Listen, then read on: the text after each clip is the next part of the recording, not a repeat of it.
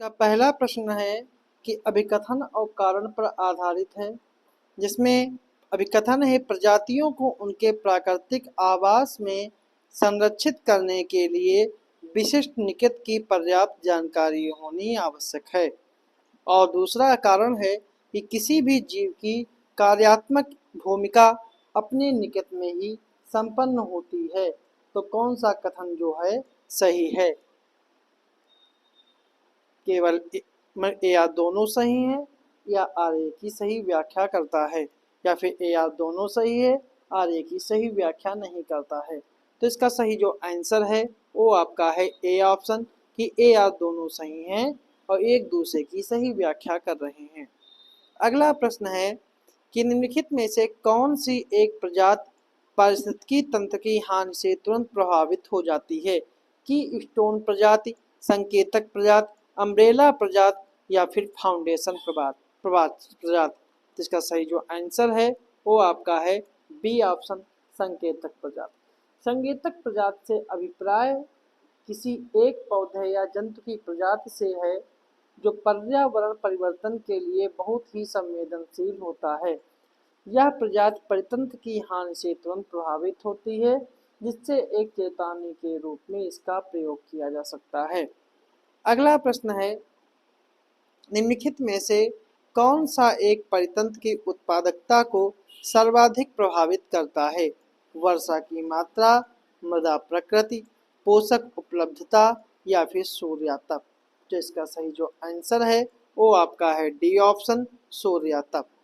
क्योंकि सूर्यातप परितंत्र की उत्पादकता को प्रभावित करने वाला सर्वाधिक महत्वपूर्ण कारक है और सूर्यातप में कमी परितंत्र की उत्पादकता और जैव विविधता दोनों में कमी लाती है। अगला प्रश्न है भारत में जैव मंडल आगार कार्यक्रम कब शुरू किया गया? 1971, 1981, 2003 या फिर 1986। जो इसका सही जो आंसर है वो आपका है डी ऑप्शन, वर्ष 1986। क्योंकि जैव मंडल आगार क्षेत्र की अवधारणा का विकास 1975 में यूनेस्को के मानव एवं जैवमंडल कार्यक्रम के अंतर्गत हुआ।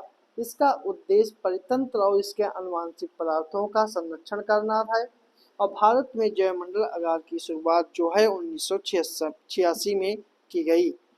अगला प्रश्न है ग्रीन क्लाइमेट फंड की स्थापना की गई थी? बाली सम्मेलन, कोपेनहेगन सम्मेलन, कानकुन सम्मेलन या फिर दोहा सम्मेलन। जो इसका सही जो आंसर है वो आपका है सी ऑप्शन, कानकुन सम्मेलन 2010।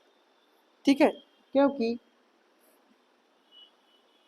क्योंकि कानकुन सम्मेलन कॉप 16 जो है कानकुन में आयोजित हुआ। इसमें विकासशील देशों में प्रोजेक्ट, प्रोग्राम, नीतियों, कार्यों को वित्त प्रदान करने के लिए ग्रीन क्लाइमेट फंड की स्थापना की गई। अगला प्रश्न है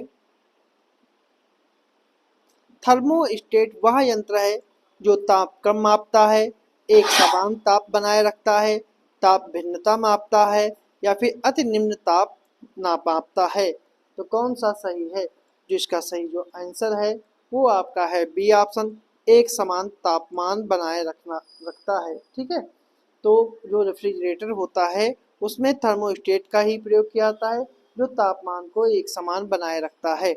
अगला प्रश्न है यदि यदि कोई व्यक्ति समतल दर्पण की ओर 10 मीटर प्रति सेकंड की चाल से चलता है तो उसे दर्पण में अपना प्रतिबिंब कितनी चाल से अपनी ओर आता प्रतीत दिखाई पड़ेगा? 5 मीटर प्रति सेकंड, 1 मीटर प्रति सेकंड, 100 मीटर प्रति सेकंड या फिर 20 मीटर प्रति सेकंड। जो इसका सही जो आंसर है वो आपका है डी ऑप्शन, 20 मीटर प्रति सेकंड। अगला प्रश्न है निम्नलिखित में से किस एक को सॉफ्ट ग्लास भी कहा जाता है? फोटोक्रोमिक कांच को, पायरेक्स कांच को, सोडा कांच को या फिर क्रुक्स कांच को। जिसका सही जो आंसर है वो आपका है सी ऑप्शन, सोडा कांच। कि सोडा कांच जो है वो भंगुर होता है और आसानी से टूट जाता है और यह कांच सबसे सस्ता कांच होता है। सोडा कांच को मृद कांच या सॉफ्ट ग्लास भी कहते हैं। अगला प्रश्न है निम्नलिखित में से कौन सबसे भारी धातु है? लिथियम, ऑस्मियम, एल्युमिनियम या पारा? तो जो इसका सही जो आंसर है वो आपका है बी ऑप्शन, ऑस्मियम। सबसे भारी धातु है वो ऑस्मियम है। अगला प्रश्न है, कवक के संदर्भ में कौन सा कथन सही है कि इसकी कोशिका भित्ति काइटिन की बनी होती है और इसमें क्लोरोफिल पाया जाता है? तो इसका सही जो आंसर है वो आपका है ए ऑप्शन, केवल पहला कथन ही सही है, दूसरा कथन जो है गलत है। क्योंकि कवक एक थाइलाफाइटा है, कवक का अध्ययन माइकोलॉजी कहलाता है और इसकी कोशिका भित्ति काइटिन की बनी होती है, लेकिन इसमें क्लोरोफिल नहीं पाया जाता है। इसी कारण जो है कवक जो है वो अपना भोजन स्वयं नहीं बना पाते हैं। अगला प्रश्न है, निम्नलिखित में से कौन प्रोटीन को विकृत नहीं करता है? ऊष्मा, अवरक्त किरणें, यक्ष किरणें या भारी धातु लवण? तो इसका सही जो आंसर है वो आपका है बी ऑप्शन, अवरक्त किरणें। अवरक्त किरणें जो हैं वो प्रोटीन को विकृत नहीं करती हैं, जबकि ऊष्मा, यक्ष किरणें, भारी धातु लवण जो है वो प्रोटीन को विकृत कर देते हैं। अगला प्रश्न है, आलू में ब्लैक हार्ट रोग का कारक कौन है? तांबे की कमी, जस्ता की कमी, बोरान की कमी या फिर ऑक्सीजन की कमी? जो इसका सही जो आंसर है वो आपका है डी ऑप्शन, ऑक्सीजन की कमी। ऑक्सीजन की कमी से आलू में ब्लैक हार्ट रोग हो जाता है। अगला प्रश्न है, निम्नलिखित कथनों पर विचार कीजिए कि मुद्रास्फीति के कारण स्थिर आय समूह के लोग हानि की अवस्था में रहते हैं और मुद्रा की क्रय शक्ति में कमी के कारण उनकी वास्तविक आय कम रहती है। तो इसका सही जो आंसर है वो आपका है ए ऑप्शन। इसके दोनों कथन सही हैं और एक दूसरे की सही व्याख्या करते हैं। अगला प्रश्न है, निम्नलिखित संवैधानिक संशोधनों में किस एक के द्वारा सामान्य वर्ग के गरीबों को आर्थिक आधार पर 10% के आरक्षण की व्यवस्था की गई थी? 100वां, 101वां, 102वां या 103वां? इसका सही जो आंसर है वो आपका है डी ऑप्शन, 103वां संवैधानिक संशोधन के द्वारा सामान्य वर्ग के गरीबों को आर्थिक आधार पर 10% आरक्षण की व्यवस्था की गई थी। अगला प्रश्न है, वर्ष 2011 की जनगणना के अनुसार भारत में ग्रामीण एवं शहरी लिंगानुपात है 947, 929, 929, 947, 943, 933, 929 या 943? जो इसका सही जो आंसर है वो आपका है ए ऑप्शन, 947 और 929। अगला प्रश्न है, ऋग्वेद में भगवान शिव के लिए क्या प्रयोग किया गया शब्द कौन सा है? रुद्र, कैलाशी, चंद्रशेखर या फिर नीलकंठ? जिसका सही जो आंसर है वो आपका है ए ऑप्शन, रुद्र। अगला प्रश्न है, सूची 1 और सूची 2 को सम्मिलित करना है। प्राचीन स्थल और पुरातत्वीय खोज कि लोथल से क्या मिला है, मोहनजोदड़ो से क्या मिला है, चन्हूदड़ो से क्या मिला है, सुरकोटदा से क्या मिला है?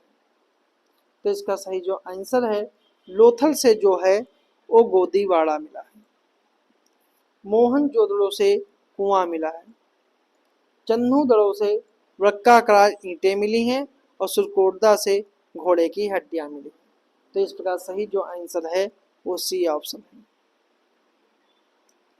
अगला प्रश्न है, सूची 1 और सूची 2 को सम्मिलित करना है कि ल्यूकीमिया क्या है, बेरी क्या है, हाइपोक्सिया क्या है और रिकेटस क्या है? तो इसका सही सुमेलन है, ल्यूकीमिया जो है, ल्यूकीमिया जो है WBC की अधिकता है। ल्यूकीमिया जो है वो WBC की अधिकता है। बेरी जो है वो भावनात्मक असंतुलन है, ठीक है। हाइपोक्सिया जो है वो ऑक्सीजन अवशोषित करने की क्षमता में कमी है और रिकेटस जो है वो धनुषाकार पैर है। तो इसका सही जो आंसर है वो आपका बी ऑप्शन है। अगला प्रश्न है,